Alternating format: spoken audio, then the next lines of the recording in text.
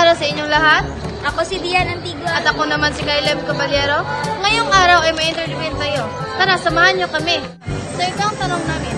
Ano ang pamagat ng paksa na ating tatalakayin? Ang tatalakayin natin ngayon ay tungkol sa konsepto at palatandaan ng pambansang kaunlaran. Nandito tayo sa ikalawang tao na ating tatanungin. Ma'am, maaari niyo bang sabihin kung ano-ano ang ating mga layunin sa ating aralin? Ating layunin ngayong araw ay nailalahad ang kaulugan ng pambansang kaunlaran, na isisiyasat ang mga palatandaan ng pambansang kaunlaran, na kapagbibigay na impormasyon ng iba't ibang tungkulin ng mamamayang Pilipino upang makatulong sa pambansang kaunlaran.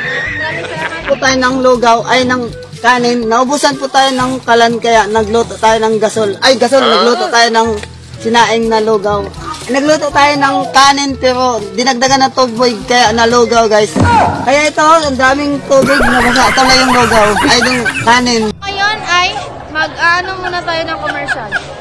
Magandang araw po. Ito po aming produkto ngayon. Ballpen. Ang lakas ito sumulat 0.5 sa halagang 10 pesos lamang. A few moments later.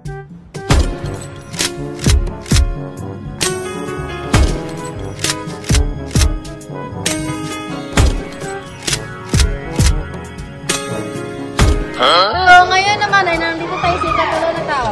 So, sir, ano mga sektor na ekonomiya ang magtulungan upang sa katuparan ang paggamit ng pambansang kaunlaran? Sektor na ekonomiya ay agrikultura, industriya, paglilingkod, informal na sektor, kalakalang panlabas. Salamat po, sir. Naman ang sunod na katanungan para sa iyo. Ano ang konsepto sa tradisyonal na pananaw?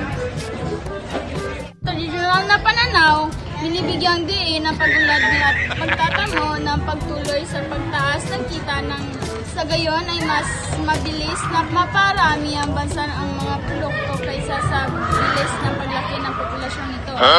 Ito ang sunod na katanungan. Ano naman ang konsepto sa makabagong pananaw?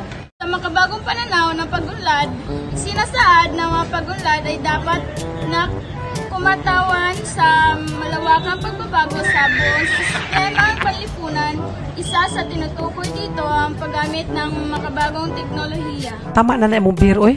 Gastos na kay ka. Ikaw, kana imuhang makeup, mo'y gastos kayo. Ako, nagpagwapa taon ko para nimo. Nganya, ako, naghubog taon ko para mo gwapa ka. Banggitin mo kung ano-ano ang sukatan ng kaunlaran ng bansa ayon sa United Nations of UN. Kaayusan ng palipunan, kasaganaan, kalayaan ng kahirapan at umangat ang standard ng mamumuhay, sapat na mga trabaho, katarungan ng palipunan. So ito lang po ngayong araw. Maraming salamat sa inyong lahat. Bye-bye! Bye-bye!